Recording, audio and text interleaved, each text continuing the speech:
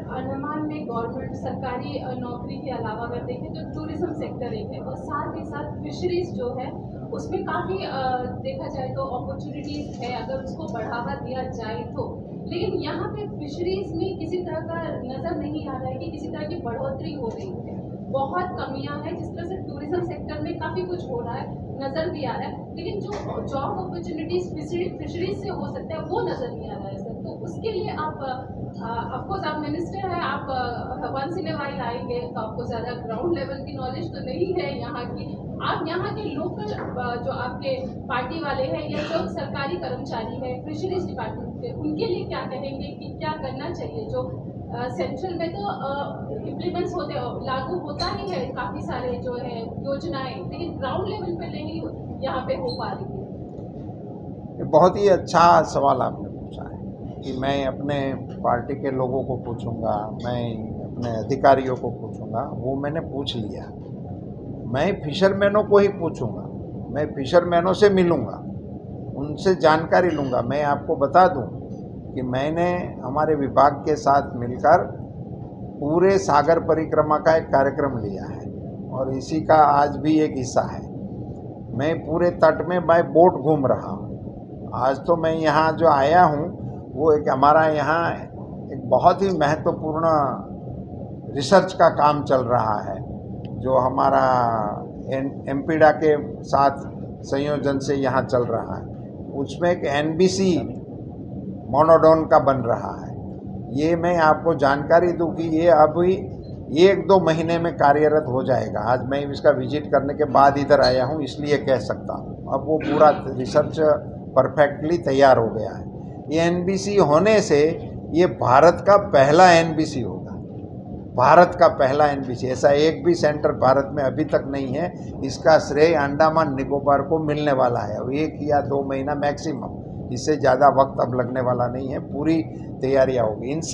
इनके चलते आज जो हमारा ये एक्वाकल्चर फिशरीज में जो हमारे देश का स्टेटस है, वो देश का स्टेटस अपग्रेड हो जाएगा। अंडमान का भी हो जाएगा मगर देश का हो जाएगा।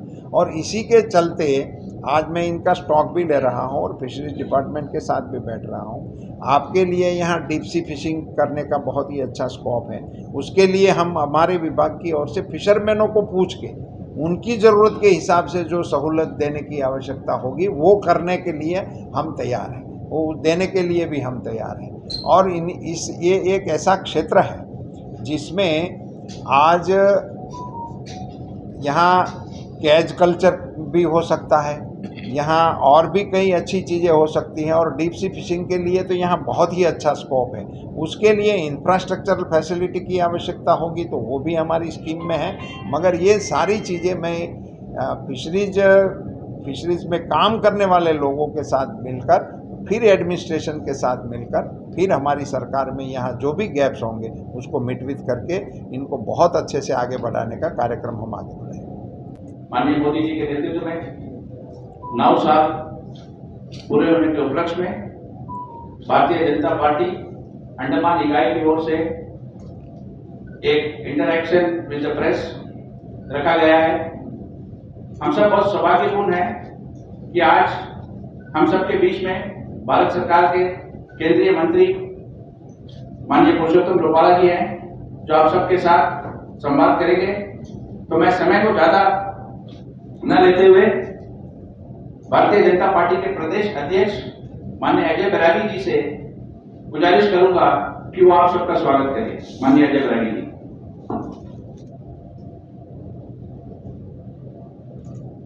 सभी मीडिया बंधुओं को सादर नमस्कार। आज हम लोग भारतीय जनता पार्टी प्रदेश इकाई प्रेस कॉन्फ्रेंस का आयोजन किया।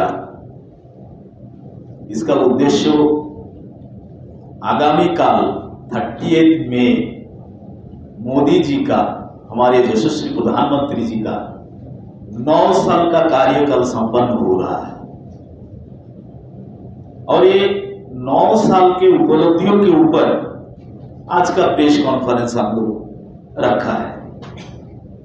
मैं सबसे पहले पूरे प्रदेश इकाई की ओर से सभी मीडिया बंधुओं को बहुत बहुत स्वागत करता हूं, बहुत बहुत अभिनंदन करता हूं। मित्रों, आज हमारा बहुत ही सौभाग्य है कि आज का जो दिन है, हम लोग एक बड़ा कार्यक्रम काल से शुरू करने जा रहे हैं।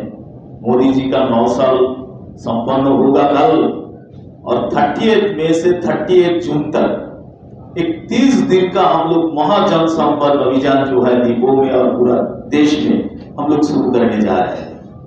हम लोग बहुत ही सौभाग्य है आज कि हमारे बीच में आज हमारे यूनियन मिनिस्टर आदरणीय पुरुषोत्तम रूपाला जी, जो कि honourable union minister of fisheries, animal husbandry और डेयरी, उन्होंने आज अंडमान में आके आज द्वीप समूह का शोभा बढ़ाया। मैं पूरे प्रदेश भारतीय जनता पार्टी इकाई की ओर से मैं हृदय से उनको बहुत बहुत स्वागत करता हूं, बहुत बहुत अभिनंदन करता हूं।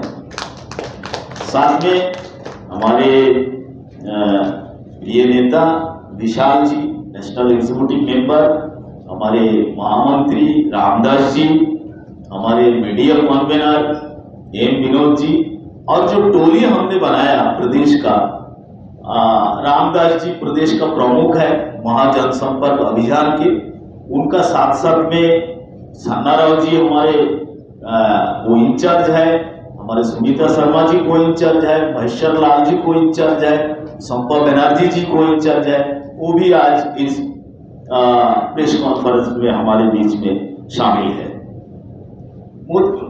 मित्रों, माननीय मोदी जी के कुशल नेतृत्व में बिना किसी भ्रष्टाचार, जन कल्याण को ध्यान में रखते हुए अपनी मंत्रिमंडल का साथ में उनका सहयोग से 9 साल का कार्यकाल सफलतापूर्वक माननीय मोदी जी ने संपन्न किया है। हम लोग देखा इस 9 साल में विश्व के अंदर मोदी जी एक महानायक के रूप में उभर के आया है। 2014 में मोदी जी प्रधानमंत्री बनने के बाद में लाल किला से उन्होंने घोषणा किया था कि मैंने देश का जो 135 करोड़ जो जनता है, देशवासी है, उनका सेवा मैं करेंगे और उनका एक प्रधान सेवक बन के हम सेवा करेंगे। और उसी का मुताबिक सबका साथ, सबका विकास, सबका विश्वास और सबका प्रयास, इस मूल मंत्र के साथ सेवा, सुशासन और गरीब कल्याण के हित में प्रधानमंत्री आवास योजना हो, शौचालय बनाने का काम हो, प्रधानमंत्री गरीब कल्याण अन्न योजना, कोरोना महामारी में हम लोग देखा, चाहे वैक्सीनेशन देने का, वैक्सीन देने का कार्य हो, चाहे किसान सम्मान निधि का योजना हो, और ऐसा करके अनगिनत मुद्रा योजना हो, जनधन योजना हो, अनगिनत योजना लाके, और इस योजना खाली लाना नहीं है, संपूर्ण रूप से इस योजनाओं को धरातल तक लेके जाके उसको लागू करना, इसे केवल भारत के यशस्वी प्रधानमंत्री नरेंद्र मोदी सरकार द्वारा ही संभव है। आप सभी मीडिया बंधुओं से मेरा एक विनती है, क्योंकि आज हमारे परम आदरणीय पुरुषोत्तम रूपाला जी एक पावर पॉइंट प्रेजेंटेशन अभी हम लोग प्रेजेंट करेंगे, और आज का जो मुख्यतः आदरणीय पुरुषोत्तम रूपाला जी, उन्होंने सभी मीडिया बंधुओं को संबोधित करेंगे। लेकिन आपसे मेरा एक निवेदन है, आज का जो प्रेस कॉन्फ्रेंस हम लोग रखा है, सिर्फ ये 9 साल का उपलब्धियों के ऊपर में जो मंत्री जी आपको संबोधित करेंगे, और हमारा जो यहाँ का स्टेट है, हम लोग 31 दिन का रोड मैप बनाया और वो हम लोग कल से शुरू कर रहे हैं, और कल से शुरू करके हम लोग 30 जून तक हम लोग करेंगे। उसमें आदरणीय मुर्गा जी आएंगे, आदरणीय सत्य कुमार जी आएंगे, और 10 दिन तक हमारा साथ में रहेंगे। बहुत सारे कार्यक्रम, बहुत सुंदर डिजाइन हमने बनाया है। उसके ऊपर में अगला परसों रोज आप सबसे विनती है, हम लोग एक लोकल यहाँ का प्रेस कॉन्फ्रेंस करेंगे। और आज मैं इतना ही आपका सामने बोल के आप सभी को बहुत बहुत धन्यवाद, आदरणीय जी रूपाला जी को बहुत बहुत धन्यवाद। जय हिंद। हम आप सबसे गुजारिश करेंगे कि आप ध्यान से अपने वीडियो प्ले करेंगे 9 साल केंद्र सरकार की उपलब्धियों का, आप उसको देखिए।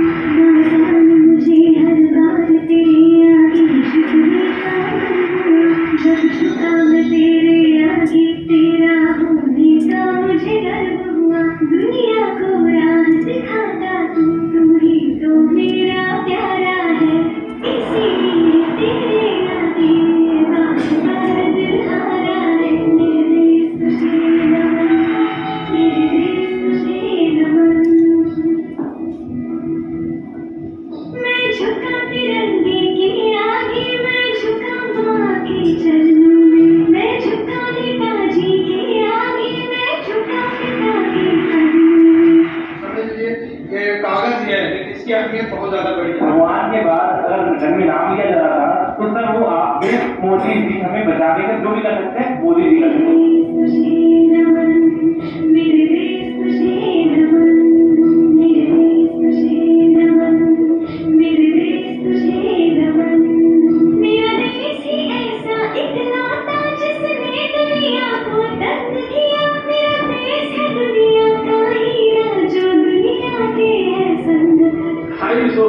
जो हम बर्दाश्त करते उनको पीछे छोड़ करके दुनिया की इकोनॉमी में आगे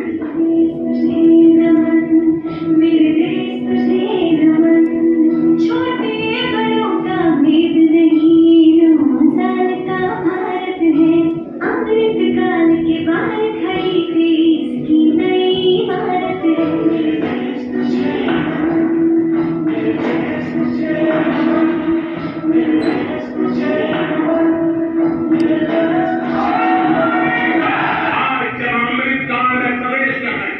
अगले 25 वर्ष हमारे देश के लिए अत्यंत महत्वपूर्ण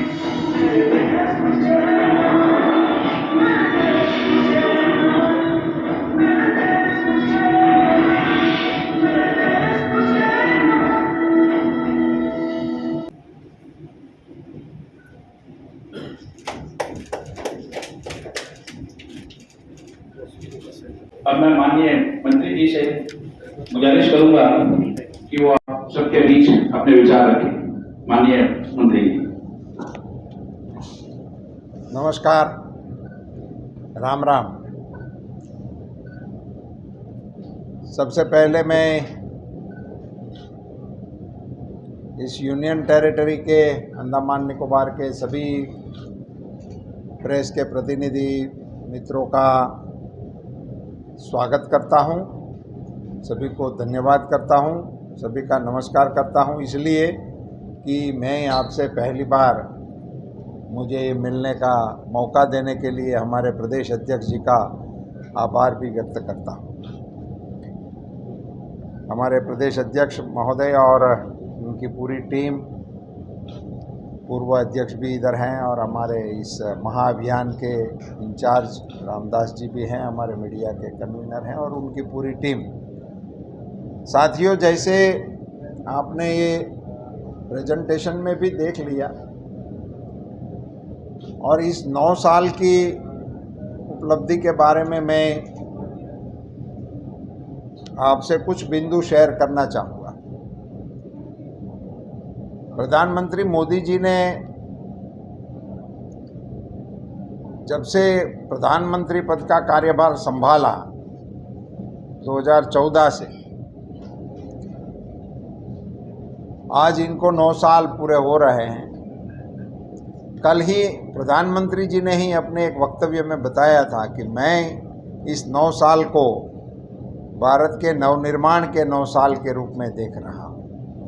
और पूरा देश और दुनिया भी इस अंदाज से उसकी अनुभूति कर रही है।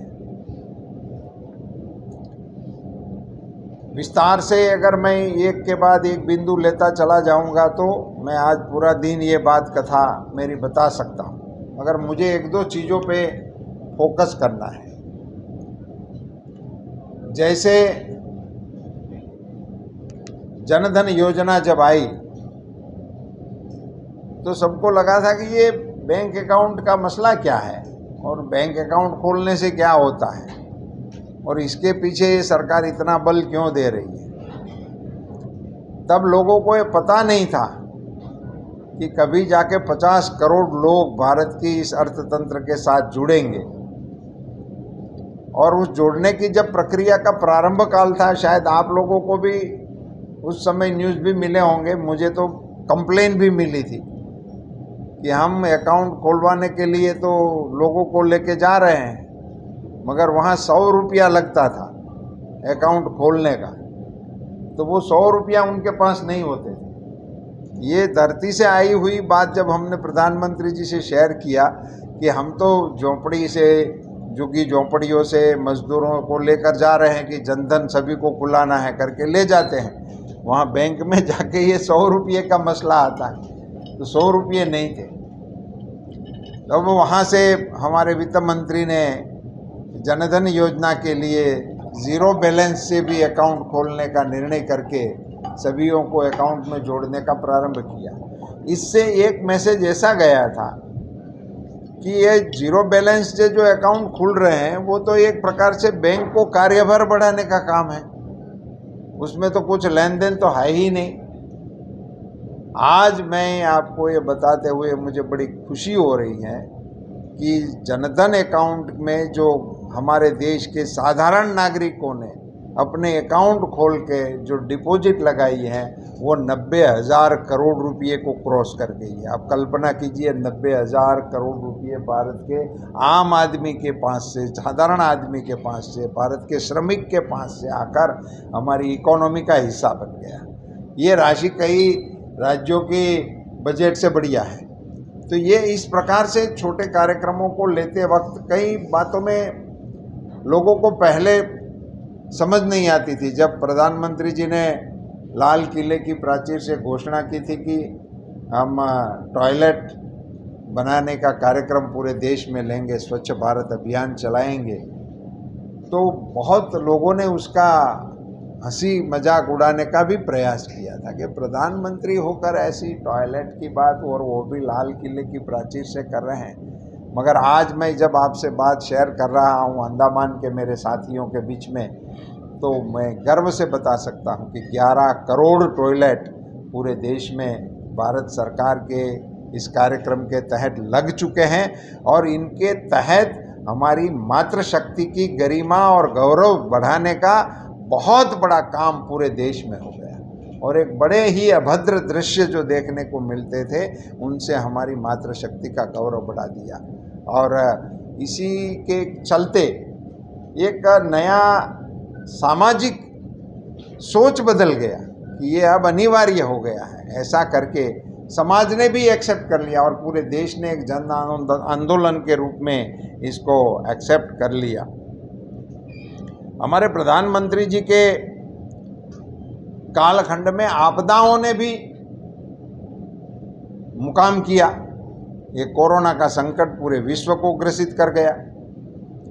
पूरा विश्व आज भी इसके मार से उबरने के प्रयास में लगा हुआ, आज की डेट में भी मैं कह सकता हूँ। मगर आज पूरी दुनिया में एक बात तय हो गई है कि कोरोना का मैनेजमेंट जिस प्रकार से भारत में हुआ वो विश्व के किसी देश में नहीं हुआ। इस प्रकार की बात आज दुनिया मान रही है। और जैसे पहला ही फिगर अपने 200 करोड़ वैक्सीनेशन का देखा तो वो अपने आप में एक अजूबा है। ऐसे इतना वैक्सीनेशन करना ही एक प्रकार का हिस्टोरिक माइलस्टोन है। और बनाना, भारत के वैज्ञानिकों का बनाना, हमारा इंडिजिनस वैक्सीन का होना, वो भी इस कालखंड में भारत की कई महान उपलब्धियों में उसको गिना जाएगा। क्योंकि अभी तक इस मसले में हम वेस्ट की ओर देखते रहते थे, कभी कुछ आ जाएगा। आप सब भी जानते हैं जब ये कोरोना का संकट शुरू हुआ था तो वैक्सीन के बारे में ही सारी डिबेट चलती थी, कौन देगा, कैसे देगा, कौन इनका खर्च करेंगे। कहीं कहीं महापुरुष तो उसके बारे में बहुत आगे बढ़ चढ़ कर बोलते थे, हमको आज़ादी दे दो, हम बाहर से खरीद लेंगे, भारत सरकार को मुफ्त में देनी चाहिए, और लगाएंगे तो नपुंसक हो जाएंगे। ऐसे बहुत ही अच्छे अच्छे सुझाव, उसे बड़े एक अभियान को गुमराह करने की भी कोशिश कर रहे थे, मगर आज मुझे इसका जिक्र करना नहीं है। मगर जब हमारे ही वैज्ञानिकों का मनोबल बढ़ाते हुए मोदी जी ने उनकी पीठ थपथपाकर उनको इस अभियान में सफलता दिला दी, तो हमारे देशवासियों को बचने का तो साधन मिला ही मिला, मगर दुनिया के कई देशों को, नागरिकों को बचाने का संबल देने का काम भी मोदी जी के नेतृत्व में भारत सरकार की ओर से हुआ। जब भारत ही किसी की ओर देखता रहता था, इसके बजाय कई देश के प्रमुखों ने, कई देश के नेताओं ने मोदी जी से गुहार लगाई कि मोदी जी हमको दो। और मैं आपको बड़ी विनम्रता से बताना चाहता हूं कि दुनिया की किसी भी महासत्ता ने इस कोरोना की महामारी में छोटे छोटे देशों को मदद करने से वो कोताही बरती है, उसमें भारत सरकार ने और मोदी जी ने आगे बढ़कर उन लोगों की मदद करने का कोशिश किया था। यहाँ जो एक दृश्य आपने देखा होगा अभी इस वीडियो में, जहाँ मोदी जी को एक नेता झुककर उसको प्रणाम कर रहा था, उसका अभिवादन कर रहा था, उसकी वजह ये मेडिकल सहायता थी। उस संकट की घड़ी में कोई इनको मदद करने के लिए आगे नहीं आ रहे थे, उसी समय मोदी जी ने उनको मदद करने का आश्वासन दिया था और मदद पहुंचाने का काम भी किया था। ऐसे काम के चलते, और मैं एक दो ही उदाहरण आपके सामने, आर्थिक जो हमारे देश का परिदृश्य था वो तो आप अभी बड़े बड़े तौर पे सुन ही रहे हैं कि हम विश्व की 5वीं अर्थसत्ता बन गए, और उसी में हमारा इंटरनेशनल जो हमारा मान बढ़ गया है वो अलग चीज़ है। मगर व्यवस्था में जो बदलाव आया, अब पंचायत से लेकर पार्लियामेंट तक, और एक किसान के अकाउंट में पैसे का जाना। मैं खुद किसान, मैंने कभी ऐसा सोचा नहीं था कि भारत में कोई एक सरकार आएगी, उसमें कोई उनका एक मुखिया होगा, वो बटन दबाएगा और मेरे अकाउंट में पैसे आएंगे।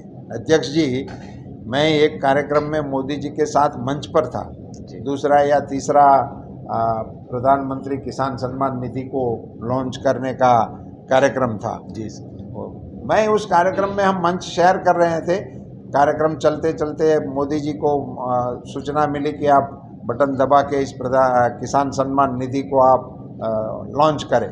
तो मोदी जी ने बटन दबा दिया, वो लॉन्च हो गया। वो ऊपर फिगर भी दिखाई दिए कितने जा रहे हैं, वो सारा देखते रहते और कार्यक्रम चलता रहा, प्रवचन होते रहे।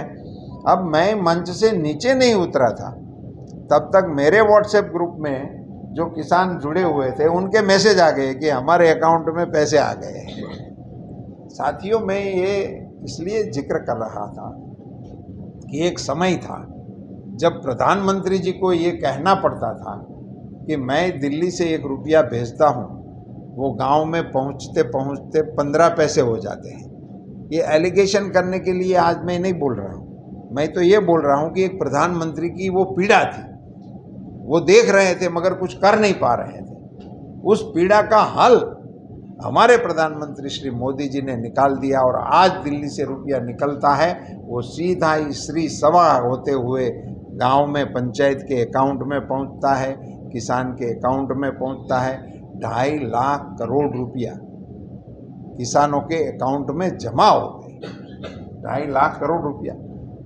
मैं आपको एक छोटा सा फिगर आपकी जानकारी के लिए शेयर कर रहा हूँ, मेरी विद्वता दिखाने के लिए नहीं कर रहा हूँ। अकेला 9 से 14 तक, इसके पूर्व के 10 यूपीए सरकार के जो 10 साल थे मनमोहन सिंह जी की सरकार के, वो 10 साल के कृषि विभाग का कुल बजट 1,17,000 करोड़ था। Total budget of the agriculture for 10 years, 10 साल का budget 1,17,000 crore, it's on record. और मोदी जी के द्वारा 2.5 लाख करोड़ तो किसानों के अकाउंट में जमा कर दिए। बजट की बात की चर्चा करने का बात अलग है, 10 साल के बजट की जितनी अमाउंट थी उससे 2 गुनी रकम तो किसानों के अकाउंट में, वो भी ट्रांसपेरेंटली, किसी को कहीं जाना नहीं है, किसी को कहीं कुछ करना नहीं है, सीधे ही उसके अकाउंट में चले जा रहे हैं। ये कुछ बातें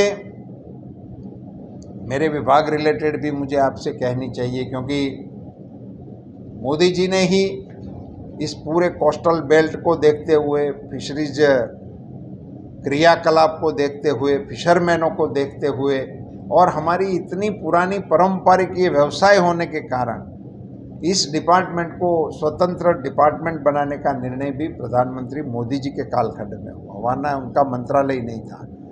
एनिमल हस्बेंड्री को भी स्वतंत्र मंत्रालय बनाने का निर्णय प्रधानमंत्री मोदी जी के द्वारा लिया गया। ये दोनों मंत्रालय स्वतंत्र बनने के कारण इनका फोकस बदल गया। अब मंत्रालय बना दिया, उसके लिए भी मैं एक फिगर सिर्फ आपके साथ शेयर करूंगा। 47 से आज़ादी के काल से, जैसे 15 अगस्त 47 को हमारा भारत देश स्वतंत्र हमारे बंधारण के अनुसार चल पड़ा, तब से लेकर 14 तक फिशरीज सेक्टर में भारत सरकार की ओर से 3,680 करोड़ रुपए का व्यय हुआ। 47 से 14 तक 3,680 करोड़ रुपए का टोटल व्यय हुआ। ये विभाग स्वतंत्र करने के बाद हमारे प्रधानमंत्री आदरणीय मोदी जी ने एक योजना इस विभाग के लिए लागू की, प्रधानमंत्री मत्स्य संपदा योजना। अकेली 20,000 करोड़ की योजना, 20,050 करोड़ की एक योजना, और इसमें इंफ्रास्ट्रक्चर फैसिलिटी को डेवलप करने के लिए लैंडिंग सेंटर हो, हार्बर हो, कोल्ड चेन हो, इनका मार्केटिंग लिंकेज हो, इन सबको सुधार करने के लिए 8,000 करोड़ का अलग से एक फंड निर्माण किया, FIDF करके। और इन दोनों को चलते हुए जब हमारे डिपार्टमेंट की ओर से हम पूरे देश में इसका काम कर रहे थे, तो इसी साल हमारे वित्त मंत्री जी ने इसमें और 6,000 करोड़ का प्रावधान करके हमको और इजाफा देते हुए इस क्षेत्र को मजबूत करने का काम किया। ये फिगर 47 से 14 तक का 3,680 करोड़ के टोटल व्यय के सामने मैं ये फिगर आपके सामने रख रहा हूँ। इन चीज़ों को आप जब देखेंगे, सुनेंगे, तो और भी कि ऐसे कितने ही बिंदु हैं, छोटे छोटे बिंदु हैं, मगर आप जानेंगे तो बड़ी आपको भी ताज्जुबी लगेगी। 14 में हमारे देश में 2 मोबाइल कंपनी मैन्युफैक्चर करती थी और 99% हमारा मोबाइल का जो इंस्ट्रूमेंट थे वो हम सारा इंपोर्ट करते थे। अब 200 से अधिक कंपनियां प्रोडक्शन में आ गई हैं। एप्पल ने 1 लाख लोगों को हमारे यहाँ एम्प्लॉयमेंट दे दिया, उन्होंने यहाँ अपना कारोबार शुरू कर दिया। सैमसंग ने भी इधर कर दिया, वीवो ने भी इधर कर दिया, और आज इस एक साल में, पिछले वित्तीय एक साल में $9 बिलियन के अकेले मोबाइल हमने एक्सपोर्ट कर दिए। जहाँ 2 मोबाइल कंपनियाँ थी, हम एक भी मोबाइल बाहर से, और मोबाइल मतलब हम तो यही मानते थे कि वो तो इंपोर्ट ही करने की चीज़ है, हमारे मैन्युफैक्चरिंग की चीज़ ही नहीं है। आज $9 बिलियन का एक्सपोर्ट इसके ज़रिए हम कर पाए और 750 को क्रॉस कर गई है। एवर हमारा जो एक्सपोर्ट था, उनको अभी तो 770 लेटेस्ट फिगर जो मिल रहा है $, इतने बिलियन डॉलर का एक्सपोर्ट इसी साल हमने क्रॉस करके कर दिए। आप देखते होंगे एयरपोर्ट, 74 एयरपोर्ट 14 में ऑपरेशन में थे, अब 140 एयरपोर्ट ऑपरेशनल हो गए हैं। रेलवे के लिए उनके ट्रैक का बनना, इलेक्ट्रिफिकेशन का होना, ट्रेनों का, और जो आप देख रहे हैं वंदे भारत वगैरह, मेरे से भी ज़्यादा आप सब जानते हैं, इसलिए इसमें मैं बहुत डिटेल में नहीं जाना चाहता हूं। मगर रेलवे स्टेशनों की स्वच्छता, आज प्रत्येक भारतवासी इसकी प्रशंसा कर रहा है। सभी को देखने को लगता है कि ये भी अभी कुछ साफ सुथरी रखने की व्यवस्था सरकारी संस्थानों को भी हो सकती है और उसमें रेलवे स्टेशनों में भी हो सकती है।